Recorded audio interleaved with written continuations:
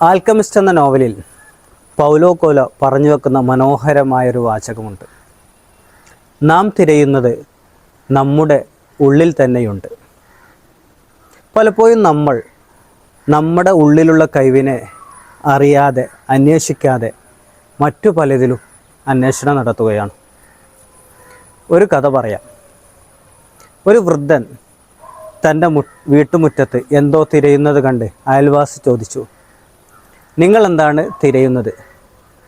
അപ്പോൾ വൃദ്ധൻ പറഞ്ഞു, എൻ്റെ വീട്ടിനുള്ളിൽ എൻ്റെ താക്കോല് നഷ്ടപ്പെട്ടിട്ടുണ്ട്. അപ്പോൾ അയൽവാസി പറഞ്ഞു, വീട്ടിനുള്ളിൽ നഷ്ടപ്പെട്ട താക്കോൽ എന്തിനാണ് പുറത്ത് മുറ്റത്ത് തിരയുന്നത്? വൃദ്ധൻ്റെ മറുപടി, ഇവിടെ വെളിച്ചമുണ്ട് എന്നായിരുന്നു. അതുപോലെയാണ് നമ്മളെപ്പോഴും എളുപ്പത്തെ സ്വീകരിക്കാൻ തയ്യാറാണ്, പ്രയാസങ്ങളെ നമ്മൾ സ്വീകരിക്കാൻ തയ്യാറല്ല. അതുകൊണ്ട് തന്നെ എളുപ്പമുള്ള മാർഗങ്ങൾ സ്വീകരിച്ച്, എളുപ്പമുള്ള വഴിയിലൂടെ സഞ്ചരിച്ച് നമ്മളെ യഥാർത്ഥ കഴിവിനെ കണ്ടെത്താൻ നമ്മൾ മറക്കുന്നു. നമ്മൾ അന്വേഷിക്കുന്ന യഥാർത്ഥ കഴിവ് നമ്മുടെ ഉള്ളിലാണുള്ളത്.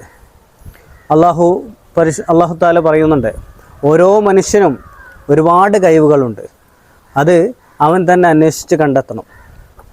ഈ പടച്ച തമ്പുരാൻ നൽകിയ കഴിവുകൾ നമ്മൾ അന്വേഷിച്ച് കണ്ടെത്താൻ നല്ല ക്ഷമയിലൂടെ, പ്രാർത്ഥനയിലൂടെ, ആത്മപരിശോധനയിലൂടെ, നല്ല ഗ്രാറ്റിറ്റ്യൂഡ് മനോഭാവത്തിലൂടെ നമുക്ക് സാധിക്കും.